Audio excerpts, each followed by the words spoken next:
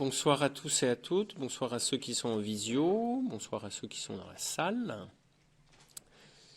Donc Véronique Marie va peut-être nous rejoindre tout à l'heure, mais on peut commencer sans l'attendre par un petit temps de prière pour nous disposer à cette nouvelle catéchèse, la 9e si je ne me trompe, sur la liturgie et les sacrements.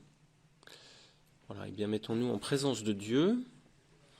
Viens Esprit Saint, viens Esprit de lumière et d'amour, éclairer nos cœurs et nos intelligences Oui, mais non, pour nous conduire à la vérité tout Attends. entière. Aide-nous à nous mettre à l'écoute de ta parole, à recevoir les enseignements de ton Église, pour que nous puissions mieux comprendre comment tu agis dans cette Église qui est notre mère,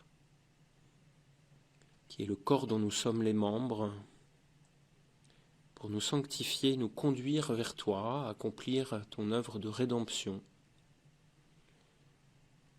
Aide-nous à mieux saisir ainsi comment tu agis dans la vie de chacun,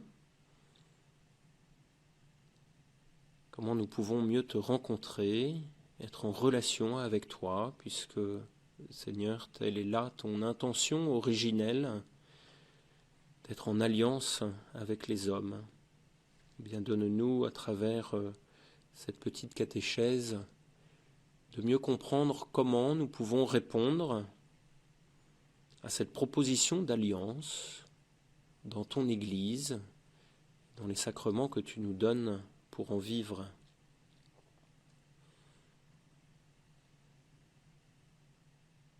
Amen. Voilà, donc la dernière fois, on avait vu l'Esprit Saint et comment l'Esprit Saint continue dans l'Église l'œuvre de rédemption accomplie par le Christ, le seul Rédempteur. Et donc on avait vu que l'Église est la continuation des œuvres du Christ. On trouve en Saint Jean Jésus qui dit « Vous ferez des œuvres plus grandes encore que moi ». Eh bien, elles ne sont pas plus grandes en intensité, mais plus grandes parce qu'elles s'étendent dans le monde et qu'elles permettent que cette œuvre de la rédemption du Christ se continue par l'action de l'Esprit Saint dans l'Église. Alors maintenant, nous allons commencer à voir un peu un autre temps de nos catéchèses qui consiste à regarder plus le comment. Comment cet Esprit Saint se donne à nous dans l'Église pour que se continue l'œuvre de rédemption du Christ, qu'il continue donc à nous sauver, à nous sanctifier et à nous conduire jusqu'à la gloire de sa résurrection dans cette béatitude éternelle qu'il nous promet. Voilà, donc cette œuvre de rédemption du Christ, elle se réalise donc dans l'Église à travers sa liturgie et les sacrements. Donc on va voir l'une, puis l'autre, en deux parties, tout simplement. Quand je parlerai de liturgie, je parlerai plutôt de liturgie eucharistique, mais vous pouvez également penser à toutes les paraliturgies qui peuvent exister, qui se font donc en dehors d'un cadre institutionnel et ministériel, mais qui permettent à l'Esprit Saint d'agir au sein de son Église, c'est-à-dire de cette communauté de disciples rassemblés en son nom. Voilà. Donc, pour commencer sur la liturgie, je vais d'abord rappeler quelles sont les sources et les inspirations de la liturgie et ensuite comment elle est structurée. Donc, sur les sources et l'inspiration de la liturgie, d'abord quelques principes et définitions. La liturgie, ça signifie littéralement un service public. Alors, ce n'est pas le service public de l'État, c'est le service public du culte rendu à Dieu, mais donc qui rassemble toute la communauté des disciples en vue de l'édification du corps du Christ dans l'unité de l'Esprit Saint. Donc vous voyez que dans cette définition très ecclésiale, il y a la présence du Christ qui nous sanctifie et de l'Esprit Saint qu'il nous donne pour nous sanctifier. Par le Christ, l'Esprit Saint nous est donné pour que nous puissions avoir part à sa résurrection. Alors je vais vous lire un petit passage de la Constitution Sacrosanctum Concilium du Concile Vatican II qui parle donc de la liturgie. La liturgie par laquelle, surtout dans le divin sacrifice de l'Eucharistie, s'exerce l'œuvre de notre rédemption, contribue au plus haut point à ce que les fidèles, par leur vie, expriment et manifestent aux autres le mystère du Christ et la nature authentique de la véritable Église. Donc je m'arrête là pour simplement qu'on voit que dans Sacrosanctum Concilium, c'est le numéro 2, donc du Concile Vatican II, la liturgie est bien la continuation de l'œuvre de notre rédemption, comme je vous l'ai dit en introduction, surtout dans la liturgie eucharistique, pour manifester le mystère du Christ entre nous, ensemble, et c'est ça qui constitue l'Église. Donc la liturgie, elle contribue à édifier aussi l'Église. Car il appartient en propre à celle-ci, l'Église, d'être à la fois humaine et divine, visible et riche de réalités invisibles, fervente dans l'action et occupée à la contemplation, présente dans le monde et pourtant étrangère, mais de telle sorte qu'en elle, ce qui est humain est ordonné et soumis au divin, ce qui est visible à l'invisible, ce qui relève de l'action à la contemplation, et ce qui est présent à la cité future que nous recherchons.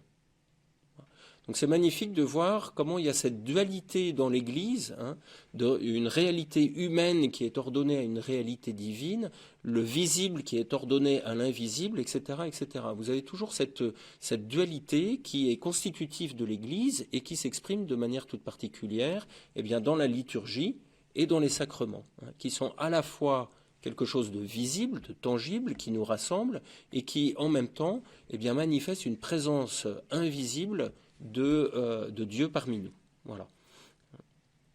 Et en même temps, donc, dans un esprit très dynamique de croissance. Il s'agit de croître en sainteté pour édifier ce corps du Christ qu'est l'Église et nous édifier, enfin être édifiés plutôt nous-mêmes par la grâce des sacrements et de la liturgie dans cette relation sainte avec le Christ.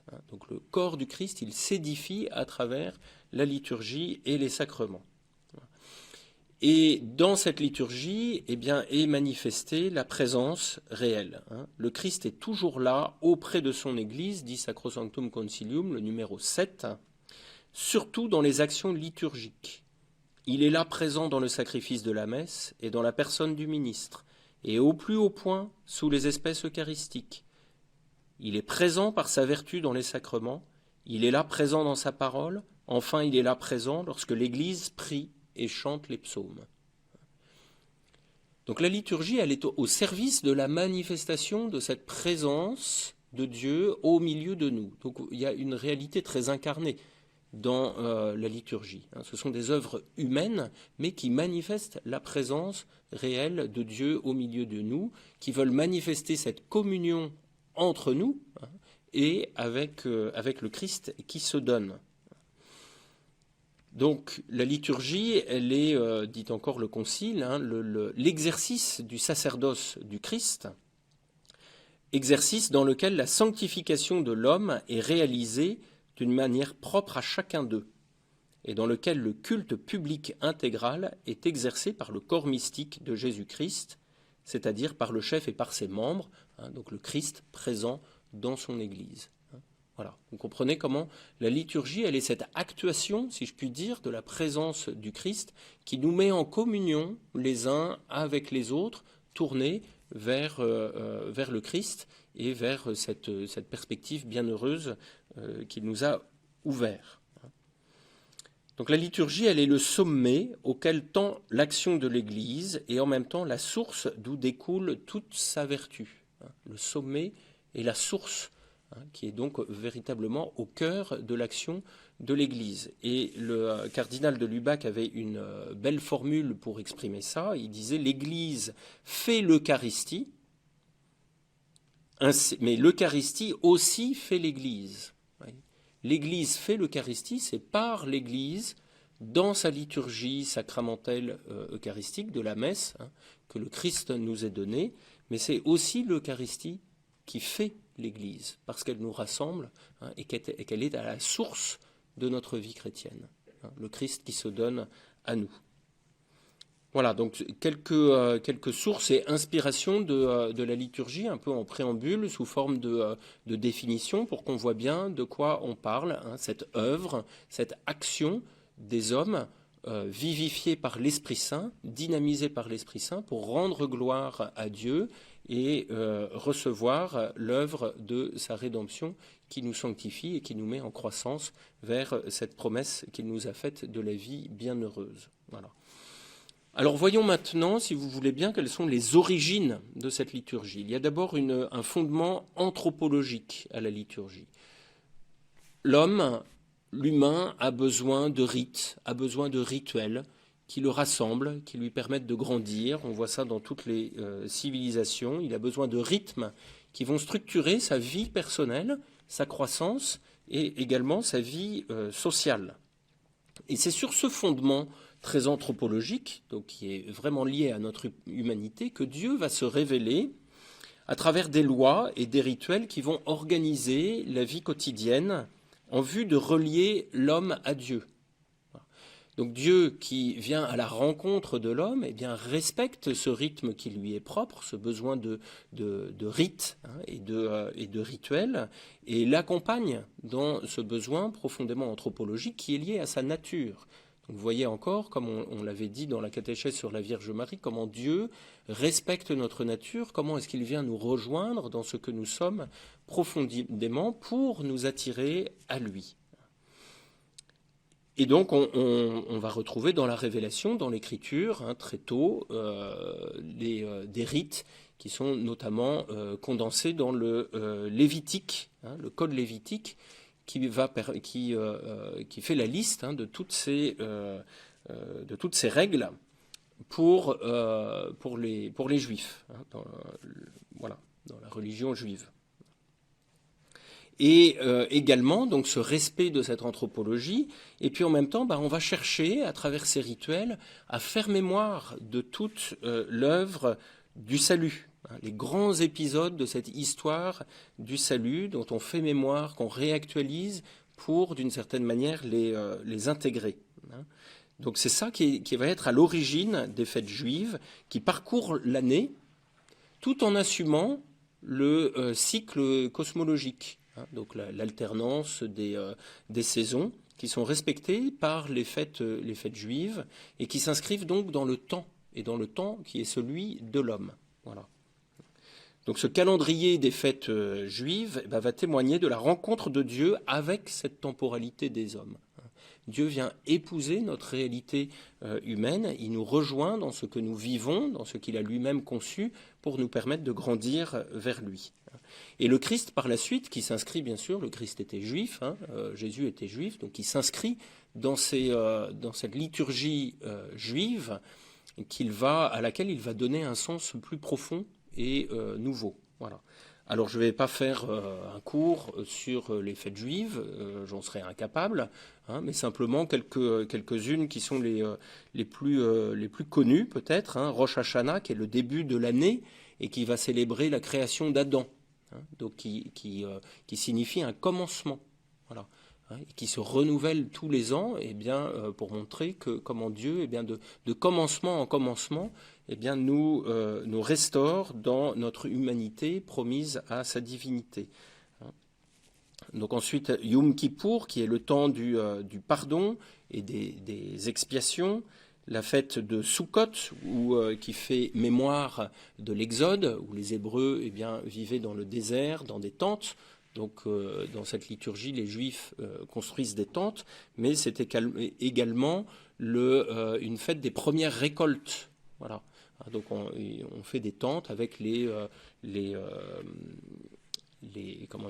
épis, enfin pas les épis, la paille, hein, qu'on vient de récolter, ou bien avec des rameaux, voilà, pour célébrer donc les premières récoltes et en même temps l'Exode. Donc vous voyez qu'il y a ces deux réalités où la liturgie, eh bien, vient faire mémoire de cette histoire du salut et en même temps s'inscrit dans un rythme cosmologique. Voilà. de l'alternance des saisons. Et puis cette fête de Sukkot, c'est aussi l'occasion, donc sur un plan plutôt moral, de s'accueillir les uns les autres dans ces tentes qui sont ouvertes pour cela. Voilà, la fête de Pessah, Pâques, qui célèbre donc la libération des Hébreux d'Égypte à travers la mer Rouge, qui a donné notre Pâque chrétienne, je reviendrai dessus, et qui représente donc une forme de renaissance, de libération. Et puis Shavuot, la fête des semaines, donc la Pentecôte, cette semaine après Pessah, qui fait mémoire du don de la loi à Moïse. Donc cette loi qui vient accomplir cette libération d'Égypte pour que les Hébreux au désert apprennent justement comment être libres grâce à ce don de la loi qui leur est fait. Donc cette semaine, Shavuot, cette semaine après Pessah, après la Pâque. Voilà. Et donc, pour les chrétiens, tous ces fêtes sont comme des préfigurations de ce que le Christ lui-même va accomplir. Et l'Église va s'inspirer, lorsqu'elle va élaborer sa liturgie, à partir des enseignements du Christ, elle va s'inspirer de ces fêtes de la liturgie juive, pour y faire correspondre les grands moments de la vie du Christ et redonner un sens nouveau, plus approfondi, à ces liturgies. Donc en les célébrant, l'Église va actualiser et rendre présente et efficace l'action salvifique de Dieu dans le monde et dans la vie de ses fidèles. Donc ce qui était déjà en cours d'accomplissement dans l'Ancien Testament est pleinement accompli par le Christ, et l'Église va faire mémoire et redonner un sens plus profond, nouveau, à ces fêtes. Je vais juste parler de Pâques, puisque on s'approche de cette grande solennité.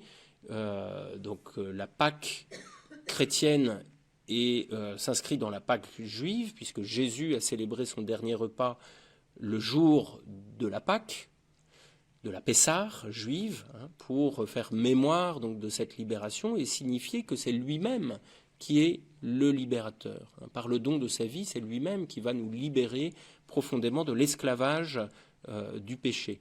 Et il donne un sens nouveau donc à cette Pâque pour nous faire comprendre comment lui-même nous libère et accomplit donc ce passage de la mort à la vie par sa résurrection, pour que nous-mêmes ayons part à cette résurrection. Et on va retrouver donc dans la liturgie même ordinaire un certain nombre d'éléments qui étaient déjà présents dans les liturgies juives. Par exemple, notre Sanctus, Saint, Saint, Saint, que nous disons à chaque messe, est inspiré du triple Kadosh, du 3 fois Saint qu'on trouve déjà dans les liturgies juives. Voilà. Donc l'Église, quand elle a commencé à se constituer, sans avoir d'autre base que cette tradition hébraïque, cette tradition juive, s'est inscrit dans cette continuité et a repris un certain nombre de prières et de rituels en les christianisant, évidemment. Voilà, on va retrouver aussi, par exemple, l'Alléluia, qui fait référence au grand Hallel de la liturgie juive. Notre répond Amen, qui est aussi présent donc, dans les liturgies juives. Et puis les bénédictions. Voilà, cette prière de bénédiction, elle est omniprésente dans les liturgies juives. Voilà. Donc je ne détaille pas davantage, ça mériterait un topo à part entière, de voir comment la liturgie s'inscrit dans la continuité des liturgies juives, mais c'est intéressant de voir cette filiation, comme on avait vu précédemment, comment l'Esprit de Jésus nous est donné par la transmission qui est faite aux apôtres qui vont constituer l'Église. Donc vous voyez, il y a toujours cette continuité qui est magnifique, donc qu'on voit de manière toute particulière là dans la liturgie. Il y a une transmission, une continuité et une croissance et un approfondissement. Voilà. Je ne vais pas plus loin donc pour les sources et les inspirations de la liturgie. Je vais regarder plutôt maintenant sa structure. et puis son organisation avant qu'on étudie les sacrements. La liturgie, je vous ai dit qu'elle s'inscrivait dans le temps, qu'il y avait cette référence à la temporalité de l'homme. Eh bien, la liturgie va s'attacher à sanctifier ce temps, à rendre chaque heure sainte. Et la constitution Sacrosanctum Concilium, donc de Vatican II, que j'ai déjà citée, c'est la constitution du Concile Vatican II sur la liturgie, dit « L'Église, chaque semaine, au jour qu'elle a appelé le jour du Seigneur, fait mémoire de la résurrection du Seigneur, qu'elle célèbre encore une fois par an, en même temps que sa bienheureuse passion, par la grande solennité de Pâques. Elle déploie tout le mystère du Christ pendant le cycle de l'année, de l'incarnation et la nativité jusqu'à l'ascension, jusqu'à la Pentecôte et jusqu'à l'attente de la bienheureuse espérance et de l'avènement du Seigneur, qui est donc célébrée par la fête du Christ roi. Ainsi, donc, toute l'année va se déployer la vie du Christ, en condensé, évidemment, pour manifester ce mystère de notre rédemption, son incarnation et sa rédemption qui nous sauve d'une manière très pédagogique en s'intégrant au temps de notre humanité, qui est celui donc de l'année, au rythme de l'année. Et les couleurs que nous employons dans la liturgie sont là simplement pour rendre manifeste cette réalité très incarnée finalement de ce respect du rythme humain, avec le violet donc, qui signifie le temps de l'attente, de la préparation, le blanc ou le doré qui est une couleur de fête et qui manifeste la gloire à laquelle nous sommes promis, le vert pour le temps ordinaire et celui de la croissance. Voilà, on peut penser aux arbres qui verdissent petit à petit. Voilà. Et puis le rouge, j'allais en oublier un, pour l'Esprit Saint ou pour les martyrs ou qu'on utilise également pour la passion du Christ. Donc vous voyez qu'il y a une chronologie annuelle qui nous permet de suivre le Christ pas à pas dans son incarnation et sa rédemption, puisque c'était le sujet d'une précédente catéchèse qui manifeste comment par son incarnation et sa rédemption eh bien, s'accomplit l'alliance que Dieu veut faire avec nous depuis l'origine. Et la liturgie est là pour le manifester et pour que nous-mêmes, d'année en année, eh bien, nous puissions rentrer dans ce rythme de notre sanctification. Mais alors non seulement nous avons un rythme annuel que nous connaissons, puis je vais y revenir un petit peu plus précisément, mais nous avons également un rythme horaire avec la liturgie des heures qui chaque jour viennent sanctifier le temps de notre humanité, pour que chaque moment de la journée eh bien, puisse être orienté vers Dieu, manifester la présence de Dieu à travers cette prière de l'Église qu'on appelle la liturgie des heures, qui rythme le temps d'une journée. Voilà.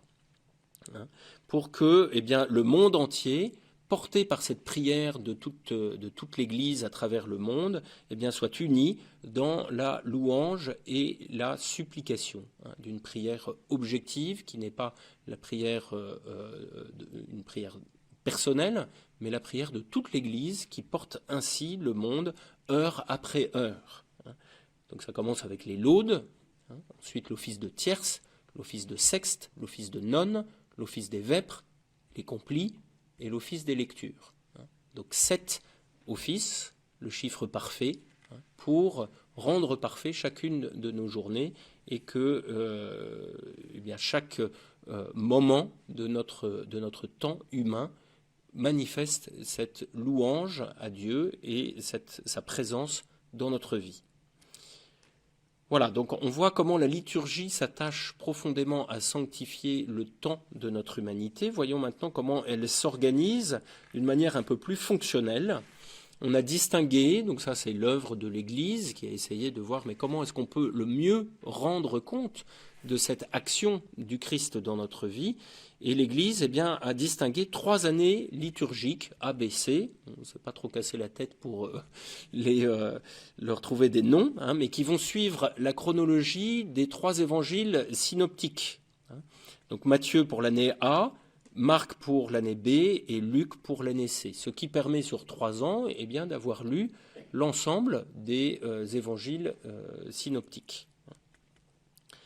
Et parce que cette lecture de la parole de Dieu, qui là aussi est héritée du judaïsme, hein, les Juifs lisent la parole de Dieu dans leur liturgie, c'est elle qui a servi un petit peu de base à cette organisation de la liturgie de l'année, hein, avec ce découpage en années.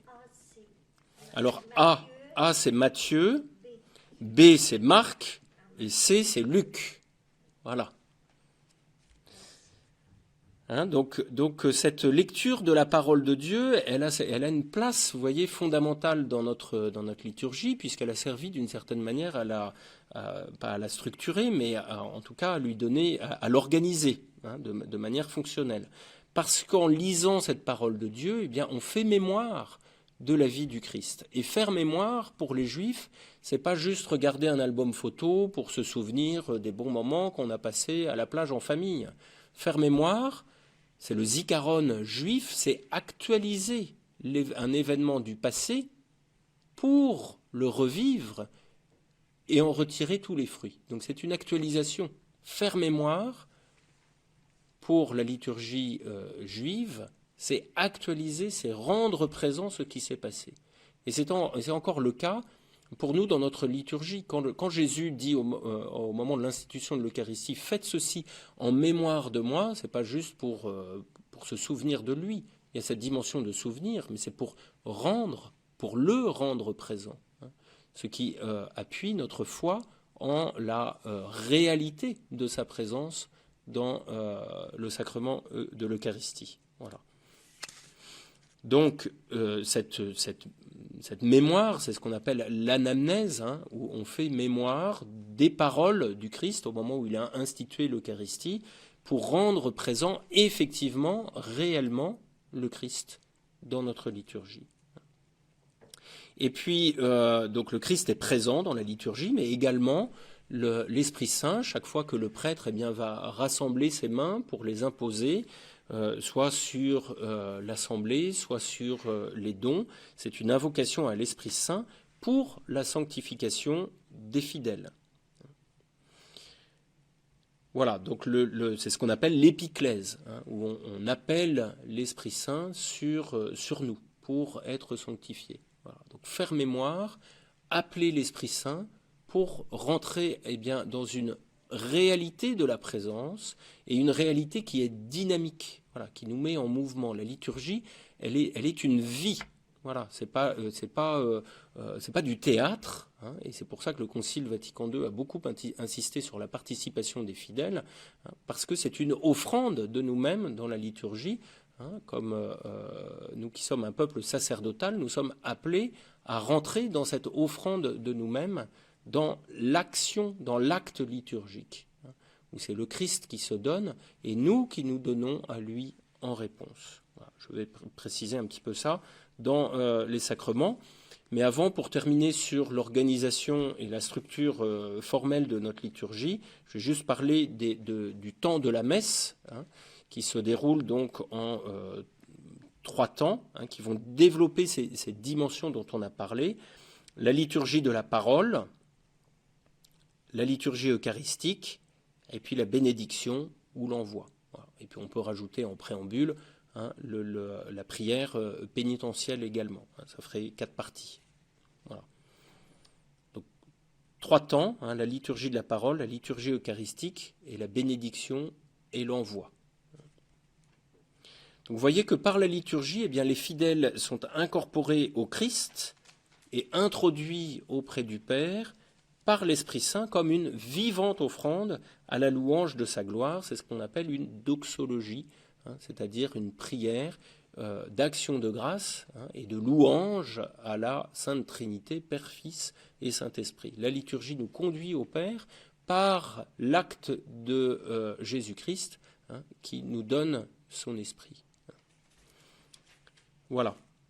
Donc au cœur de la liturgie, sont les sacrements.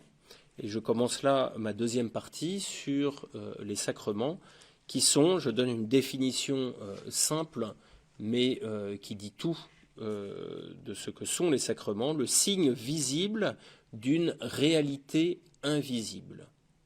Le sacrement, c'est le signe visible d'une réalité invisible. Donc ce sont les actes concrets par lesquels la grâce nous est manifestée. Nous ne la voyons pas, l'œuvre de la grâce. Parfois on peut en sentir les effets, mais pas toujours. Eh bien les sacrements sont là pour la rendre visible, manifeste. Et ils sanctifient ces sacrements, c'est-à-dire qu'ils sont là pour ouvrir, pour ceux qui les reçoivent, les portes du salut. Les sacrements sont ce qui nous sanctifie, ce qui nous permet de recevoir l'œuvre du salut par le Christ. Alors pour essayer de comprendre un peu ce que signifie ce mot sacrement, on peut regarder d'un point de vue sémantique. Sacrement, ce qui est sacré, c'est ce qui est réservé pour. Ce qui est mis à part, ce qui est consacré, c'est ce qui est distinct du profane. Donc des réalités temporelles, mais qui est mis à part pour le culte de Dieu, voilà, qui est réservé à Dieu. Donc cette séparation, elle est pour un acte en fait d'engagement qui va créer une relation nouvelle avec Dieu. Voilà, on réserve un certain nombre de choses, de personnes consacrées pour Dieu. Voilà. Pour une nouvelle relation, pour une relation spéciale avec lui. Donc il y a des actes et des objets qui sont consacrés, c'est-à-dire réservés pour cette relation à Dieu. Voilà. J'espère que je suis clair là-dessus. Et le mot sacrement va traduire en fait le mot mystérion, grec cette fois, qui signifie le dévoilement d'une réalité cachée. Donc vous voyez bien qu'on retrouve là, dans les mystères, cette définition que j'ai donnée des sacrements de signes visibles d'une réalité invisible. Comme il y avait dans les religions, les rites à mystère de la Grèce antique, voilà, on avait un certain nombre de rites qui voulaient manifester une présence de la divinité qu'on voulait honorer. Le dévoilement d'une réalité cachée par des rites initiatiques, donc dans les religions à mystère, mais c'est le même mot qui est utilisé, puisque c'est un mot grec, mystérion, pour signifier le dévoilement d'une réalité cachée. Et en cela, eh bien, le sacrement est de l'ordre du symbole. Alors je m'arrête ici parce que je parlais de signe, mais il serait plus approprié en fait de parler de symbole, parce que le signe, il est toujours moins que le concept vers lequel il renvoie. Alors que le symbole, il renvoie toujours à quelque chose qui est plus grand que lui et qui laisse une part d'interprétation beaucoup plus large. Donc qui a un contenu plus vaste et que son sens immédiat est pas forcément évident. Donc il y a une comment dire, le symbole est plus large que le signe. Le signe, il renvoie à une réalité unique et assez objective, alors que le symbole, eh bien, il permet une interprétation plus vaste et il renvoie à quelque chose de plus grand qu'il ne peut pas limiter en lui-même. Alors je vais donner peut-être un petit exemple, ça va être plus simple. Quand vous voyez un signe interdit sur la route, vous savez que c'est interdit. Voilà, c'est assez simple. Il n'y a pas d'interprétation plus vaste. Voilà, le signe dit le concept et il est toujours inférieur à ce qu'il dit. Alors que le symbole, alors qu'est-ce que je pourrais prendre comme exemple de symbole? Peut-être une marque de chaussures de sport que je nommerai pas là, qui fait un espèce de V, voilà. Qui, avec une maxime Just Do It, je crois, voilà, et qui va dire beaucoup plus en fait. Ce symbole, il dit rien, mais dedans, il va signifier le dynamisme, le fait que qu'on s'élance, voilà. Donc le symbole est beaucoup plus riche que le signe. Donc comme mystère, vous voyez que la liturgie, eh bien, elle va utiliser des symboles qui vont signifier quelque chose au-delà d'eux-mêmes. Voilà, c'est plus vaste que le mot lui-même. Et puis le symbole, c'est aussi ce qui était utilisé dans l'Antiquité pour réunir deux parties à un contrat. Le symbolon, c'était une pièce d'argile, je crois, que les deux parties d'un contrat cassées en deux, et dont chacun prenait une moitié pour manifester qu'ils étaient liés par ce contrat. Donc vous voyez qu'il y a cette dimension aussi de réalité. Le symbole, il rassemble, il réunit vers quelque chose, voilà, ou vers quelqu'un en l'occurrence. Comme les deux parties à un contrat qui sont unies par cette même pièce significative du contrat. Et donc ce caractère tangible qu'on va retrouver dans les sacrements, il en fait l'expression aussi de la corporéité de la foi, du caractère très incarné de notre foi, par quelque chose de sensible justement. Et donc il est par lui-même efficace et performatif, c'est-à-dire qu'il est efficace, il agit par lui-même. Voilà. Le sacrement. En dehors, on y reviendra, je crois, de la sainteté du ministre. Alors comment est-ce qu'ont été institués ces sacrements? Alors déjà, il y en a 7 dans la liturgie catholique. Le baptême, l'Eucharistie et la confirmation, qui sont les 3 sacrements de l'initiation chrétienne que nous verrons lors de la prochaine catéchèse.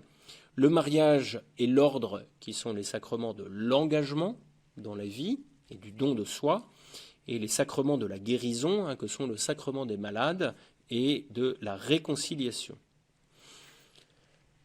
Alors d'où viennent-ils, ces 7 sacrements?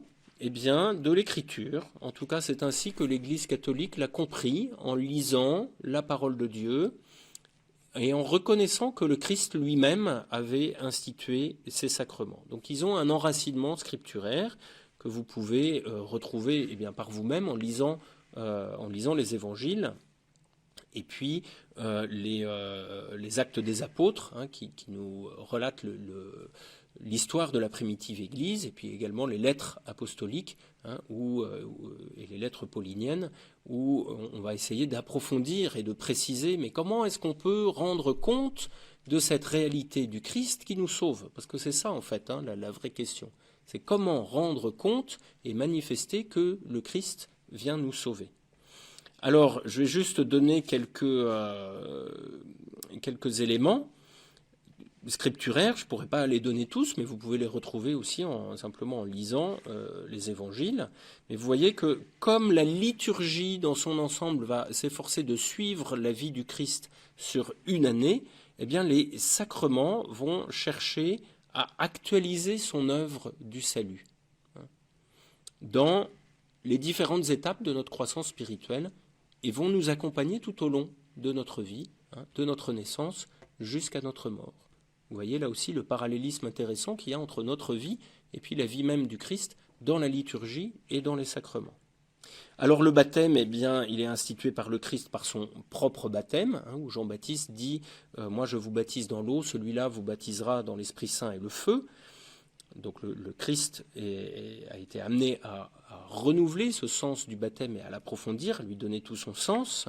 Et puis aussi, on le trouve en Matthieu 28, 19, donc à la fin de l'évangile de Matthieu, lorsque Jésus envoie ses disciples et leur dit « Allez maintenant, baptisez-les au nom du Père et du Fils et du Saint-Esprit ». Donc c'est très clairement un ordre que Jésus a donné à ses disciples. L'Eucharistie, eh bien, c'est évidemment à la scène, mais également en Jean 6, ce passage du pain de vie, la scène qui est relatée donc par Marc 14, 22 à 25, par exemple, mais également dans la première épître aux Corinthiens, au chapitre 11. La confirmation, donc on y trouve des traces eh bien, à la Pentecôte, dans le livre des Actes des Apôtres, chapitre 2, versets 1 à 4, mais également dans ces chapitres de Jean dont on a déjà parlé dans la catéchèse sur l'Esprit Saint, en particulier Jean 15 et 16, où Jésus promet d'envoyer l'Esprit Saint à ses disciples après sa mort. Eh bien, la confirmation manifeste cette force de l'Esprit Saint qui nous est donnée, et puis réactualise cette Pentecôte où l'Esprit Saint descend sur les apôtres, pour nous, à notre époque. Le mariage, eh bien, ce sont les noces de Cana, où on voit Jésus, par ce premier miracle, qui vient sanctifier l'amour humain, et puis également lorsqu'il répond aux questions qui lui sont posées sur le divorce. Donc le Cana, c'est Jean 2, 1 à 11, et puis ces questions qui lui sont posées sur le divorce, eh bien, notamment Matthieu 19, 4 à 6. Le sacrement de l'ordre, eh bien, on le reconnaît dans le passage de Jean 13 sur le lavement des pieds, et puis également dans l'institution de l'Eucharistie, mais lorsqu'il donne aussi mission à ces 12, aux 12 apôtres, en Matthieu 10, 1 à 16, voilà, et qu'il les envoie avec cette mission d'enseigner, de guérir, etc. Le sacrement des malades, eh bien, on le voit à travers toute la vie du Christ, lui qui a passé sa vie à guérir les malades et qui envoie aussi ses disciples avec ce pouvoir de guérison. Par exemple, en Luc 9, 1. Ou bien cette action ce pouvoir de guérison qu'avait le Christ, qu'on voit donc dans la résurrection de Lazare, en Jean 11, et qui se transmet, puisqu'on a bien vu que cet esprit de Jésus se transmettait à ses disciples et à toute l'Église. C'était l'objet de la dernière catéchèse.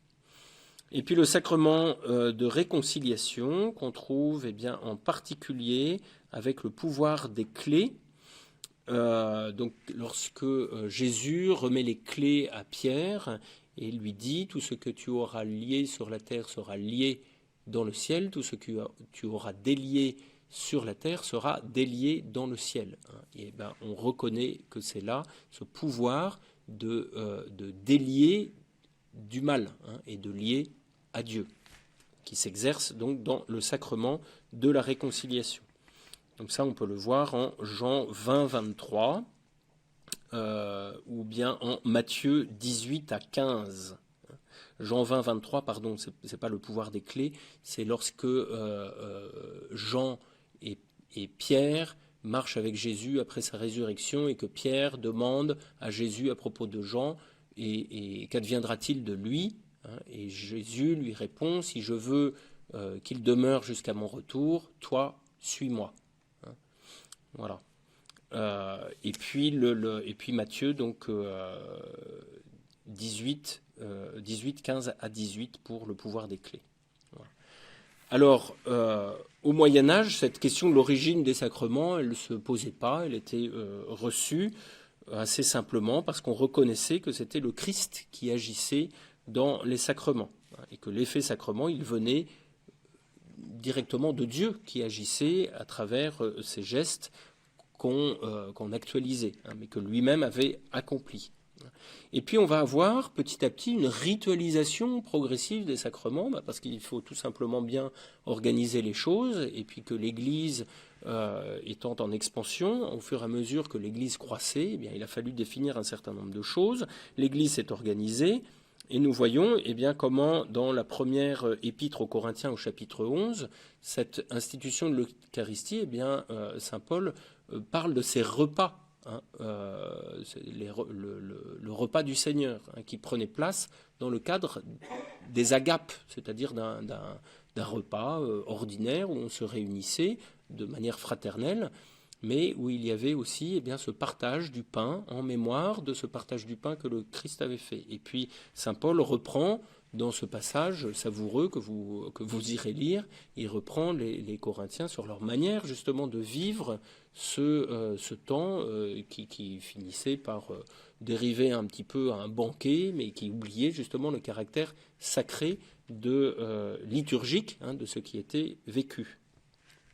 Et puis, également, on en trouve la trace dans les Actes des Apôtres, chapitre 2, verset 42, lorsqu'il est dit que les disciples étaient assidus à l'enseignement des apôtres, à la communion fraternelle, à la fraction du pain et aux prières. Voyez, donc 4 éléments que nous retrouvons là aussi dans nos liturgies.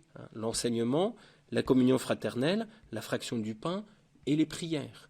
On trouve ça donc dans cette toute première communauté des tout premiers disciples dans le livre des Actes des Apôtres au chapitre 2, verset 42. Voilà.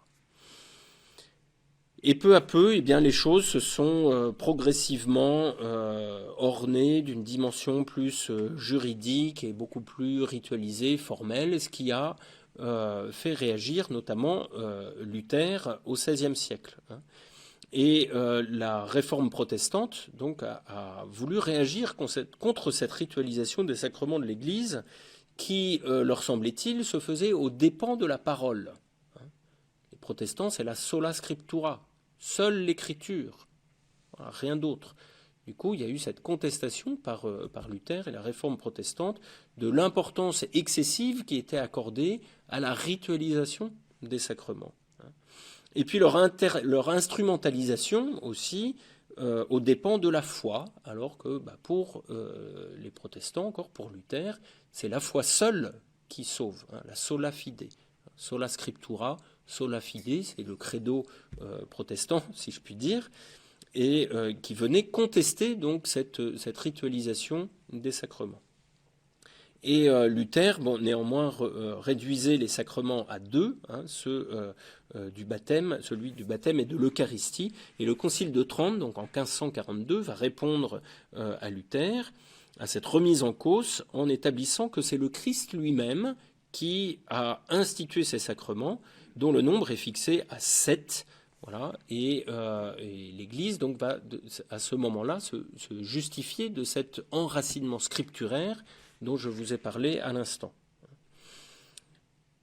Et puis l'Église va affirmer aussi contre Luther que ces sacrements sont un moyen nécessaire au salut, alors que pour les luthériens, eh bien, la foi suffit au salut. Les sacrements pour l'Église sont les moyens, les outils nécessaires du salut. Et puis le concile va préciser également, le concile de Trente, que les sacrements du baptême, de la confirmation et de l'ordre impriment un caractère spirituel dans l'âme qui est indélébile et non réitérable, qu'on ne peut pas les renouveler, qu'on ne peut pas les recommencer. Les sacrements ne sont pas seulement une nourriture de la foi, mais ils contiennent et confèrent la grâce qu'ils signifient. Ça, c'est important de comprendre cette précision du Concile de Trente. Ils sont vraiment les canaux, les sacrements sont les canaux de la grâce. Voilà, et puis le Concile va également insister sur le fait que les sacrements ne peuvent être administrés par tout chrétien, mais qui exigent du ministre qu'il veuille agir selon l'intention de l'Église, indépendamment de son état de sainteté, Dieu merci, et qu'ils sont donc, comme je vous l'ai déjà dit, efficaces par eux-mêmes. Pourvu que le ministre veuille faire ce que l'Église demande, le sacrement est efficace. Il agit, on dit, ex opere operato, indépendamment du ministre et de sa sainteté. Donc voilà pour l'institution et l'histoire très courte, très condensée. Ces catéchèses, ce ne sont pas des cours d'université, c'est très condensé pour essayer de voir un petit peu où est-ce que se situent les sacrements. Et donc je ne vais pas plus loin sur leur histoire. Par contre, on peut approfondir la forme et les effets des sacrements. Il y a 2 aspects dans chaque sacrement. Il y a à chaque fois une parole et un symbole, ou un signe si vous préférez. Voilà. Ou une parole et une matière. Donc la parole spécifique, par exemple pour le baptême, je te baptise au nom du Père et du Fils et du Saint-Esprit, ça c'est la parole consécratoire, je dirais, la parole qui transmet cette grâce, et puis le symbole ou la matière, eh bien c'est l'eau qui est là pour manifester et pour correspondre à ce qui est réalisé. Donc tous les symboles, tout ce qui est utilisé a un sens en fait profond, au-delà j'aime bien pendant les liturgies du baptême, je parle longtemps de l'huile, parce que c'est un symbole qui ne nous est plus accessible aujourd'hui. Hein, parce que l'huile, ça ne sert pas que à faire les frites. Hein, je dis souvent aux enfants qui sont là pour le baptême.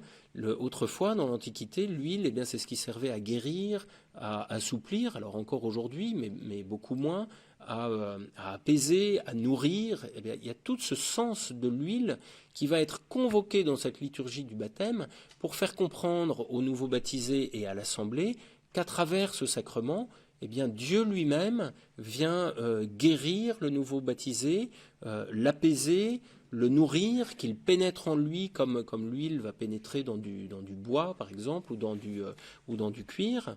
Et puis aussi, eh bien, qu'il protège. Hein, l'huile a cette vertu aussi de protection. Voilà, qui était intelligible dans l'Antiquité, immédiatement, qu'il l'est beaucoup moins dans nos sociétés contemporaines, qui utilisent des cosmétiques beaucoup plus élaborés, mais pas forcément plus efficaces. Voilà. Bon, je ferme la parenthèse. Voilà. Donc, une parole, et puis un signe ou un symbole ou une matière. C'est ce qui constitue le sacrement.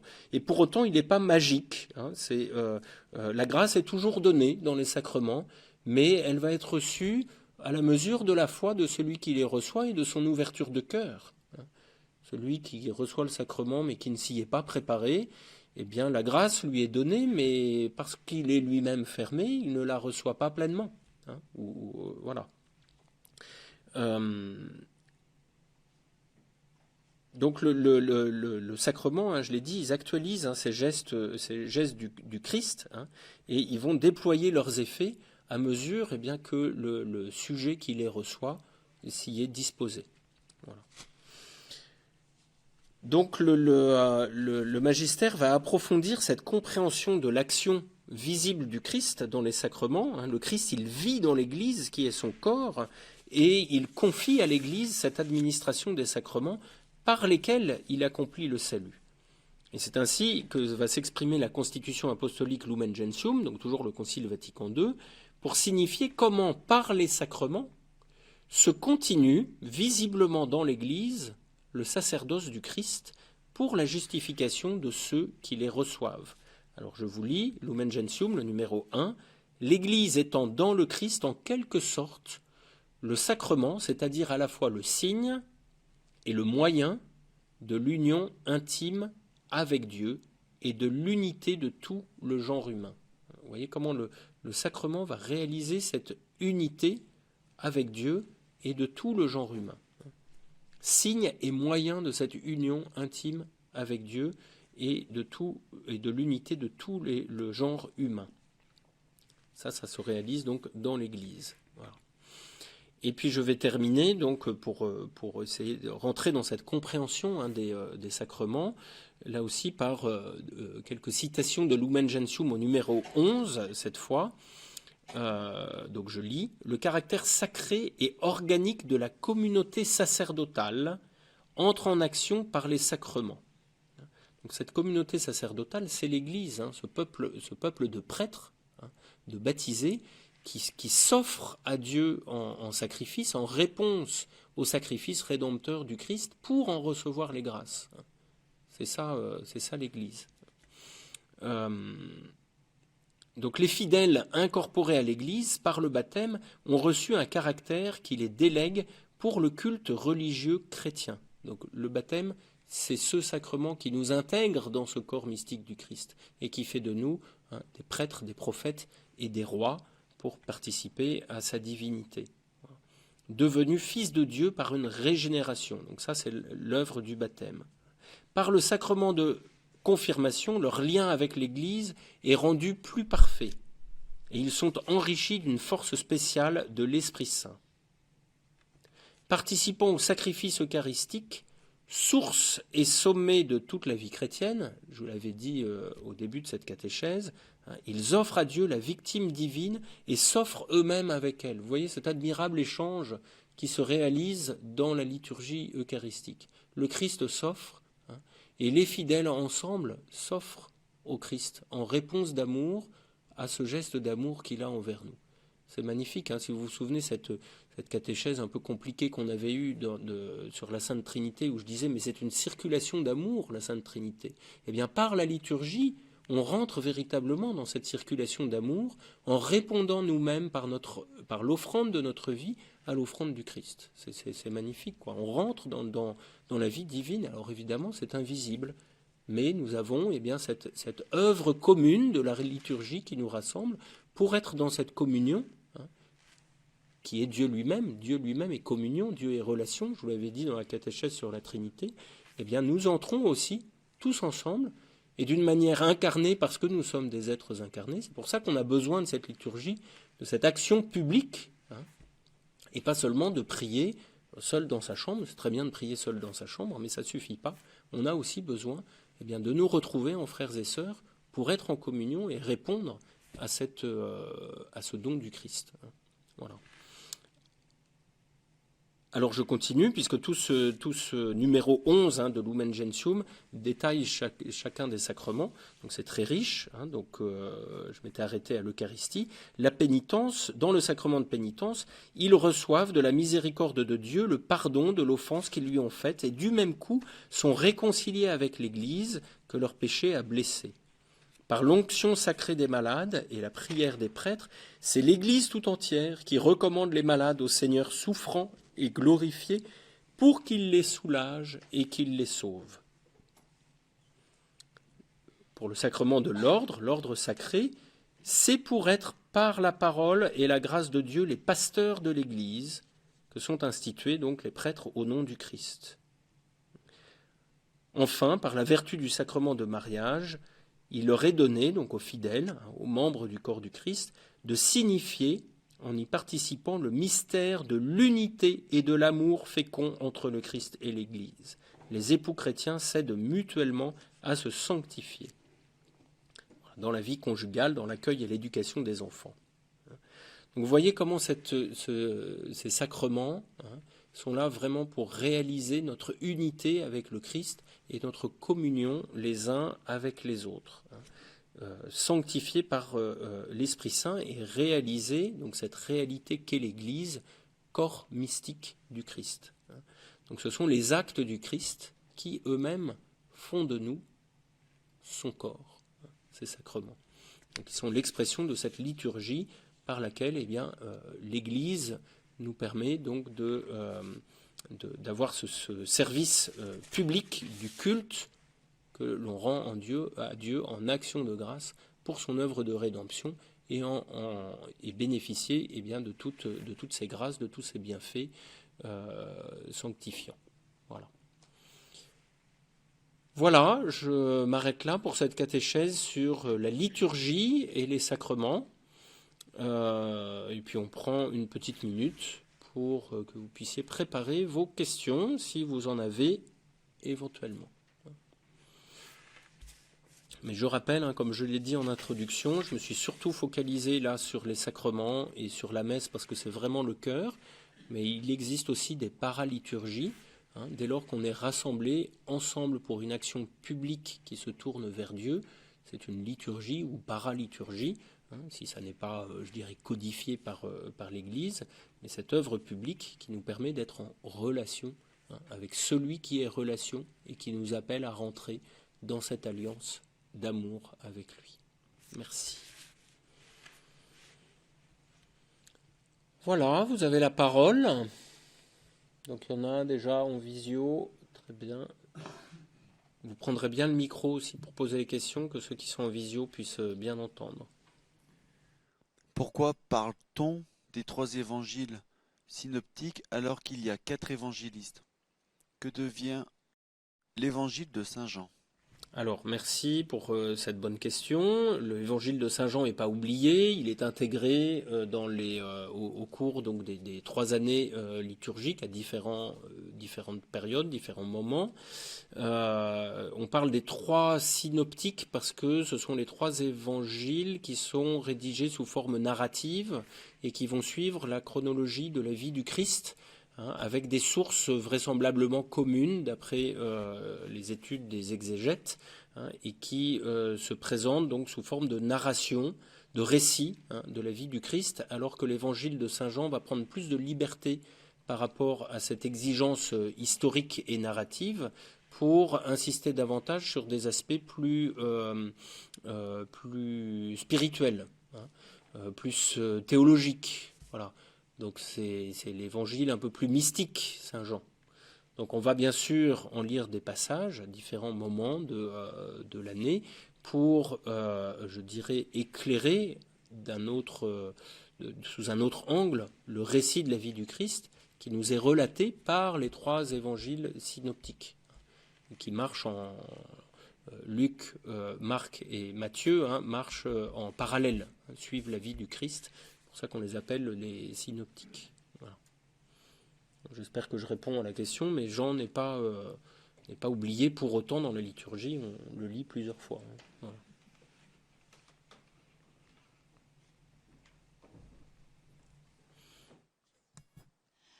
Le viatique n'est pas un sacrement. Pouvez-vous nous donner l'explication du viatique? Alors le viatique, merci aussi de poser cette bonne question. Le viatique, c'est donc de viator, de la voie, le chemin, le passage en latin.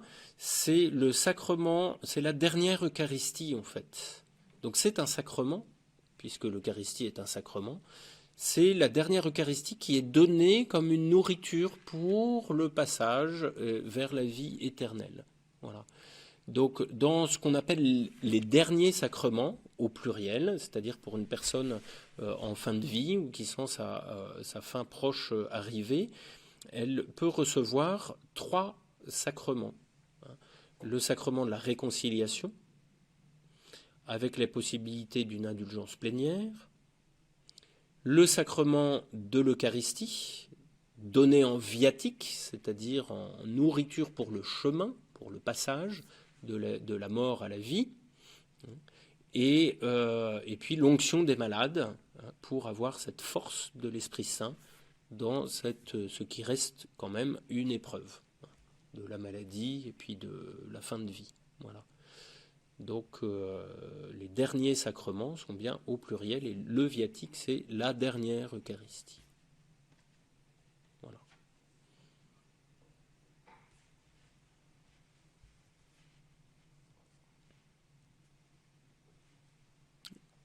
Alors voilà, faites circuler le micro.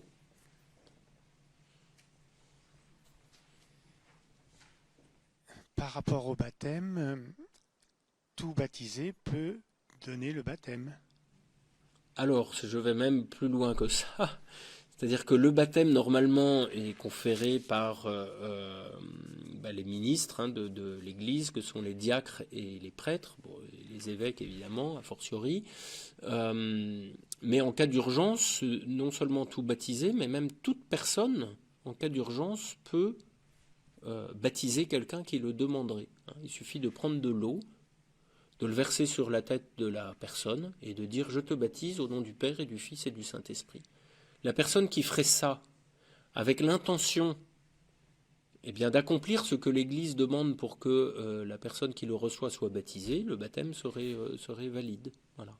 Il faudrait qu'il soit après reconnu officiellement dans l'Église parce que voilà, il y a quand même des actes qui permettent d'établir que la personne a bien été baptisée. Mais si c'est un cas d'urgence, c'est tout à fait possible. Voilà. Donc à ne pas abuser parce que c'est prévu pour les cas d'urgence, mais même quelqu'un de non baptisé pourrait faire ça. Voilà. Quand on dit que l'Église est une, ça veut dire universelle? Ça veut dire quoi par rapport au sacrement? Alors non, mais ça veut dire c'est pour signifier cette unité de l'Église. Ça en universalité, c'est plus dit par le qualificatif de catholique. L'Église, elle est une catholique apostolique, une catholique et apostolique. Voilà. Mais son unité, elle est constituée autour de cette figure du pape qui réalise, qui rassemble en fait autour de lui ce collège des apôtres qui constitue humainement, je dirais, l'Église, enfin humainement, mais divinement aussi, pardon, hein, parce que pour signifier cette unité et cette réalisation du testament du Christ, au chapitre 17 de Saint Jean, lorsqu'il dit que tous soient un, comme toi, Père et moi, nous sommes un. Donc l'Église qui se veut être une figure hein, une figure trinitaire, de cette unité du Père, du Fils et du Saint-Esprit, eh bien, elle est une dans sa sainteté, hein, une sainte, catholique et apostolique. Voilà. C'est 4 caractères de l'Église. Et cette unité eh bien, manifeste, comme je vous l'ai dit, hein, à la fois comme c'était, enfin je vous l'ai dit, c'est pas moi qui le dis, c'est le Concile qui le dit dans Lumen Gentium, le numéro 1, hein, l'union intime avec Dieu et l'unité de tous les genres humains. C'est ça qui est réalisé par l'Église et de manière particulière par le moyen des sacrements.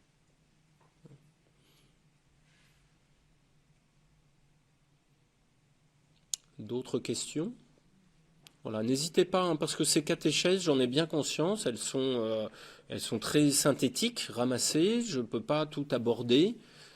Tout ne nous intéresse pas forcément, donc elles se complètent bien aussi par vos questions. Hein. Donc merci à ceux qui en posent. Alors il y en a une là. Alors toujours par rapport au baptême, une personne m'expliquait que ses enfants ne voulaient pas faire baptiser leur enfant. Et à leur insu, elle a baptisé le petit. Alors quelle est la valeur de ce baptême? Alors c'est la grand-mère qui a La baptisé grand-mère. à l'insu de ses enfants, Oui. c'est ça? Oui. Bah,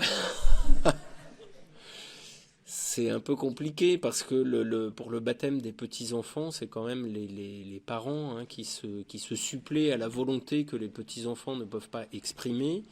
Maintenant, on peut reconnaître aussi l'intention bonne de cette grand-mère qui veut arracher ses petits-enfants eh bien, à l'emprise du mal, parce que c'est ça le baptême, hein, c'est arracher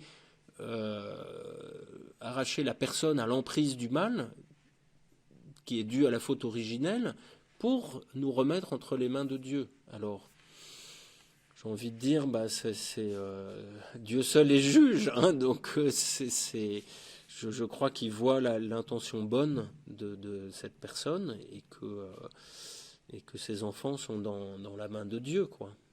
Maintenant, ce qu'il faut, c'est surtout que ces enfants ils puissent avoir les moyens, quand ils seront en âge, d'exprimer leur volonté d'être baptisés et de l'être pleinement dans les formes rituelles, liturgiques, parce que l'Église nous donne cette liturgie qui nous permet en fait d'avoir cette assurance que la grâce est donnée.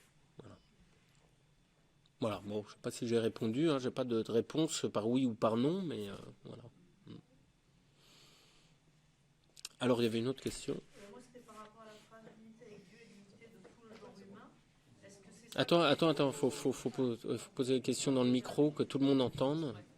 par rapport à la phrase, ça marche là unité avec Dieu et unité de tout le genre humain, est-ce que c'est cette unité qui fait que le mariage, c'est l'image du Christ et de l'Église? C'est pas complètement clair dans ma tête, cette histoire de mariage. Les sacrements sont au service de notre unité avec Dieu et de notre communion fraternelle. Tous, d'une manière ou d'une autre. Et le mariage, de manière plus particulière, lui va signifier cette unité du Christ à son Église. L'union de l'homme et de la femme a vocation par le mariage à représenter l'union du Christ à l'Église. Voilà. Je ne sais pas si ça va, c'est plus clair. Représenter, c'est-à-dire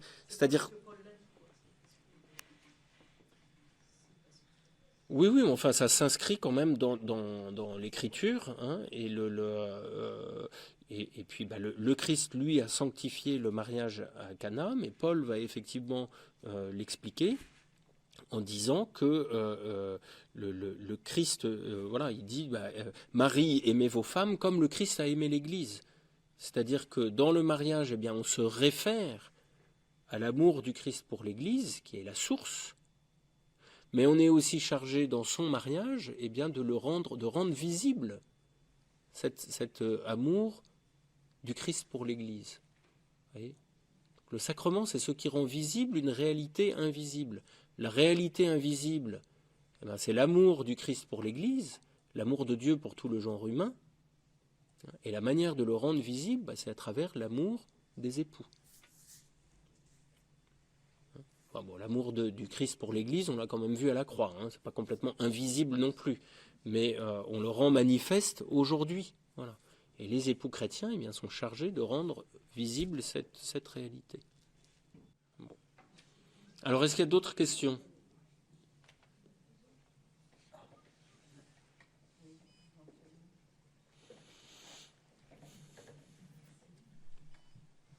Donc, je suppose que pour le baptême, pour l'extrême onction, c'est comme pour le baptême, en cas d'urgence?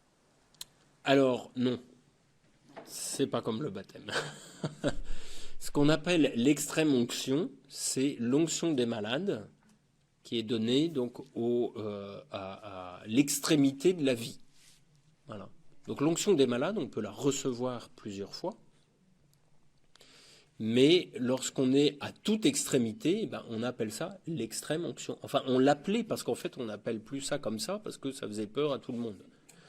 Du coup, les gens ne voulaient pas appeler le prêtre. Enfin, c'est encore comme ça aujourd'hui. On n'appelle pas le prêtre parce qu'on se dit, mais il va faire mourir la personne. Donc on dit non, c'est le sacrement des malades ou les derniers sacrements. Enfin, voilà. Bon, je ne sais pas si ça rassure plus de parler des derniers sacrements. Mais si l'on n'a pas le temps d'appeler un prêtre? Mais si on n'a pas le temps d'appeler un prêtre et qu'une personne est en train de mourir, il faut prier pour elle, bien sûr, et puis prier avec elle autant qu'elle peut, et puis voilà. Et puis voilà, hein, le Seigneur, il est présent dans nos prières. Voilà un bel exemple, vous voyez, un très bel exemple que vous nous donnez, eh bien, d'une paraliturgie. Voilà. C'est une action publique parce que il y a plusieurs personnes qui sont réunies autour du malade. On prie pour lui, pour l'accompagner vers Dieu. Donc ça a un caractère liturgique, vous voyez. Alors attendez, prenez bien le micro à chaque fois. Juste pour rebondir dessus, on peut quand même lui porter l'Eucharistie. Ah bah bien sûr, bien sûr. Ah bah oui, bien sûr. Oui, on peut oui. L'onction, ça, elle est faite par les prêtres uniquement. Mais on peut bien sûr porter l'Eucharistie à une personne mourante. Oui. Est-ce qu'une célébration de funérailles est une paraliturgie? Ben oui, c'est une... oui, on peut dire ça, oui. C'est pas un sacrement, mais même, voilà. Qu'il y ait un prêtre ou pas, d'ailleurs, ça n'est pas un sacrement, mais c'est une liturgie, oui. C'est pas une paraliturgie, même, c'est une liturgie, pardon. Hein. Ouais. C'est une liturgie parce qu'elle est ritualisée, elle est reconnue par l'Église, elle s'inspire de prières de l'Église. Les éléments de la liturgie que sont la parole, les bénédictions, etc., dont je vous ai parlé, sont présents. Donc c'est une liturgie à part entière.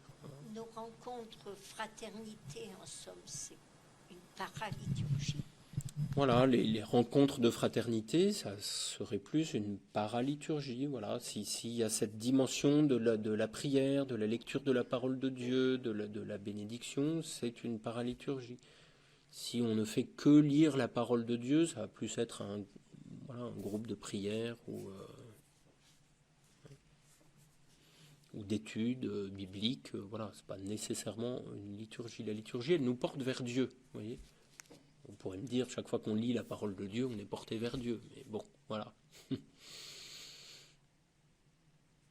D'autres questions ?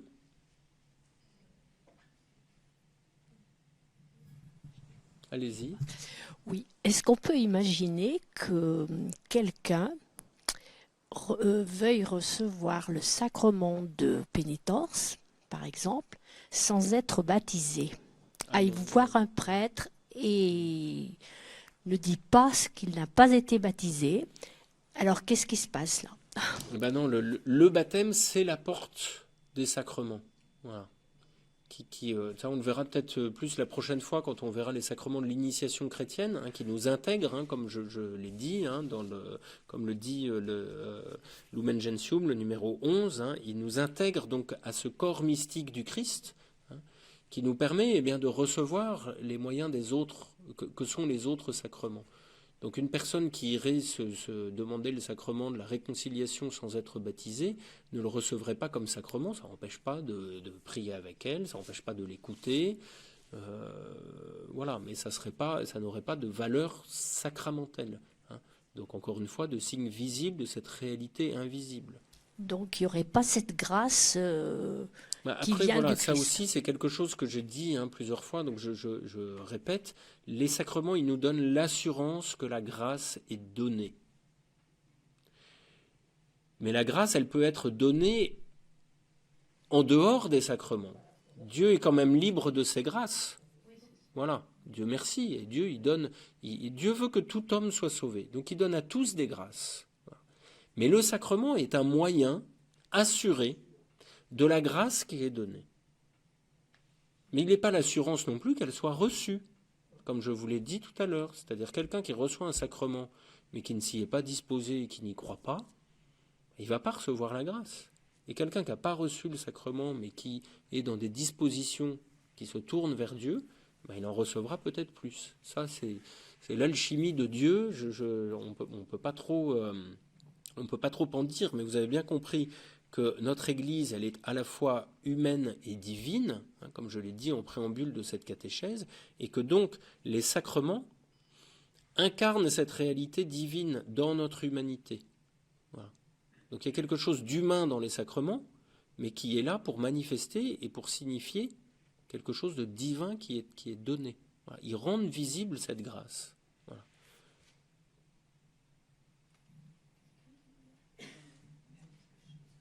Ils la rendent visible et ils nous la garantissent, ils nous l'assurent. La grâce, quelqu'un que vous avez participé, vous avez assisté à un baptême, vous pouvez être sûr que la grâce du baptême a été donnée. Et si c'est un petit enfant qui, ne s'y est pas fermé lui-même, il a reçu la plénitude de cette grâce du sacrement.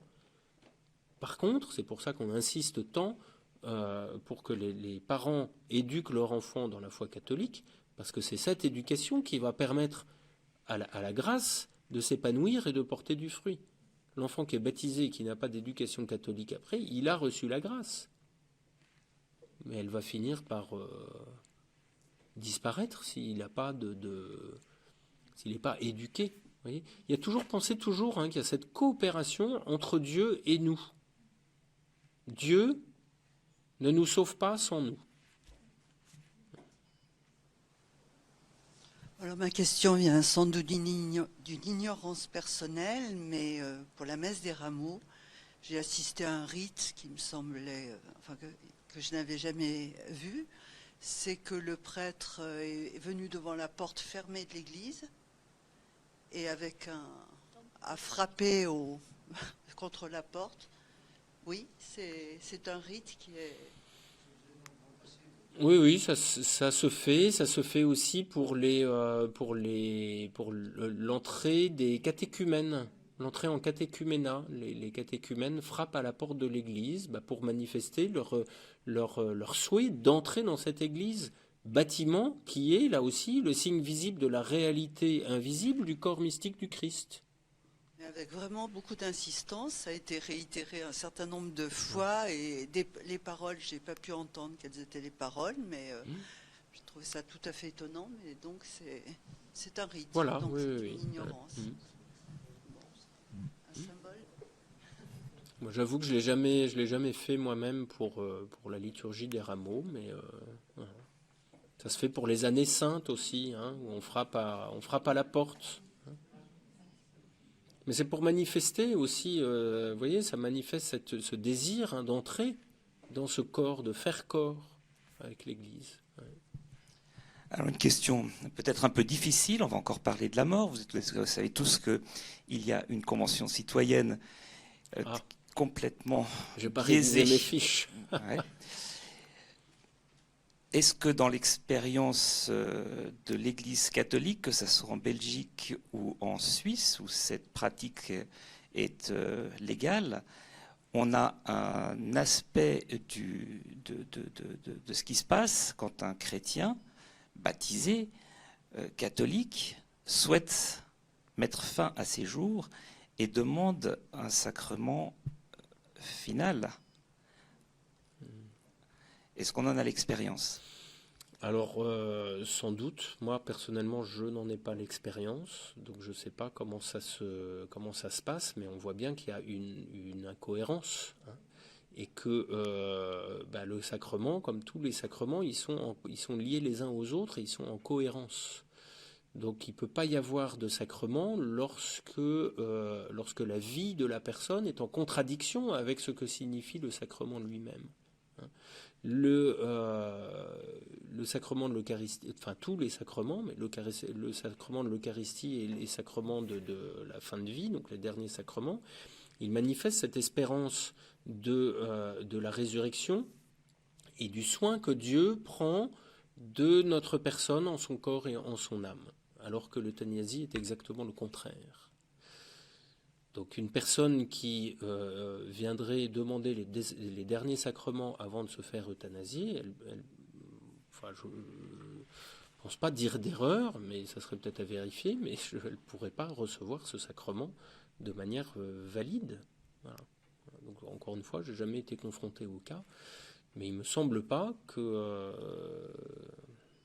ça soit recevable parce qu'il y a une contradiction interne en fait. Donc en vertu simplement du principe de non-contradiction, on ne peut pas donner un sacrement de la vie à quelqu'un qui choisit objectivement, positivement la mort, quoi.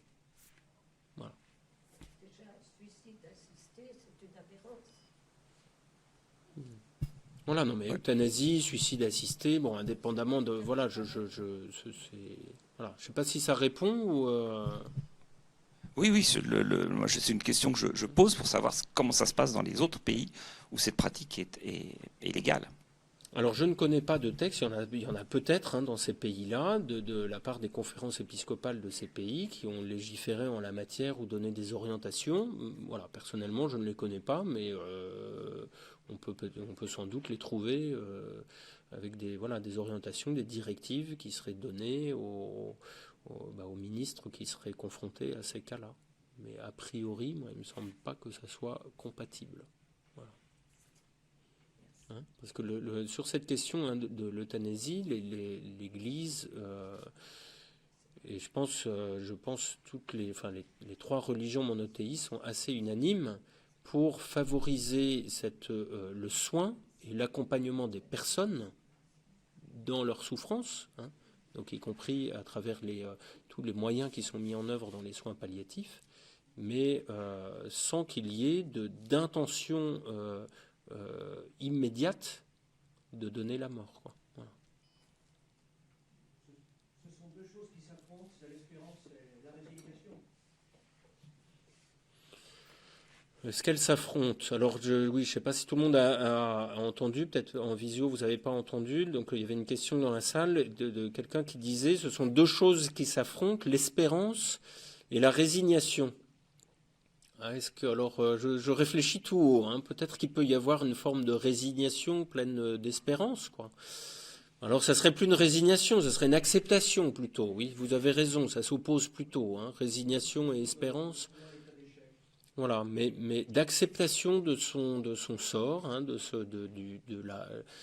du fait qu'on va mourir, qu'on est mortel. Et dans cette acceptation, il peut y avoir une espérance.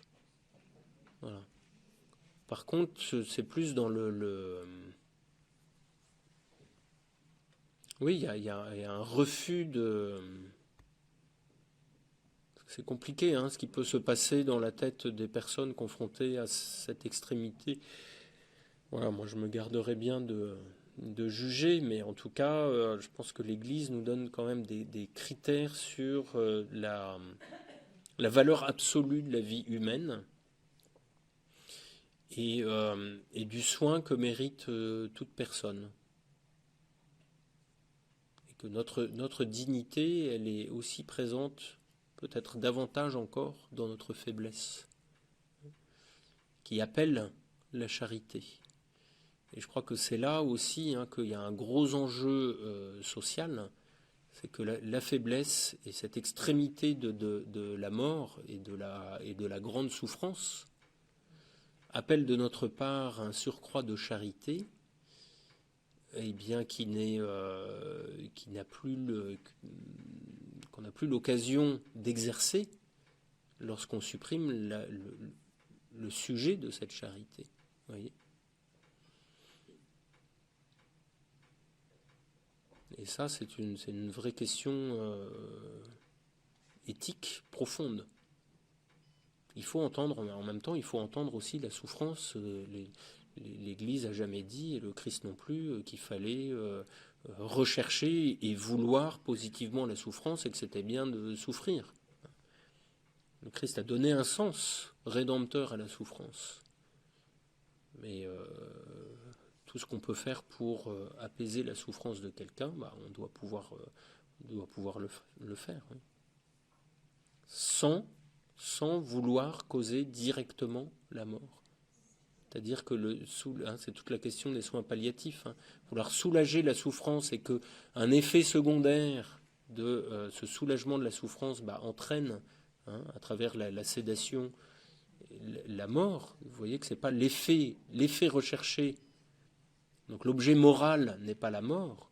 L'objet moral, c'est de soulager la souffrance. Et la conséquence, l'effet induit, ça peut être la mort. Enfin, ça va être la mort. Mais voilà.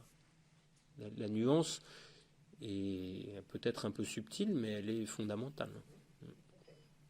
Quel est l'objet recherché ? Soulager la souffrance, oui. Causer la mort, non. Voilà. Est-ce qu'il y a d'autres questions, peut-être en visio? Je n'ai pas trop regardé sur le chat. Ça va? Bon. Alors moi, je voulais juste dire, puisqu'on aborde le sujet de la mort, pour avoir accompagné mes parents, j'ai beaucoup apprécié, en étant loin d'eux au moment, bien que je les visitais assez régulièrement, je tiens à insister un petit peu sur le fait qu'on peut faire appel aux aumôneries dans les hôpitaux. Pour ma part, j'ai pu appeler et expliquer la situation. J'étais proche de maman, donc je pouvais dire un petit peu ce qu'il en était de sa vie. Et ces personnes sont formées et m'ont vraiment d'abord fait du bien parce qu'elles m'ont écouté et m'ont dit « on va aller voir votre maman ».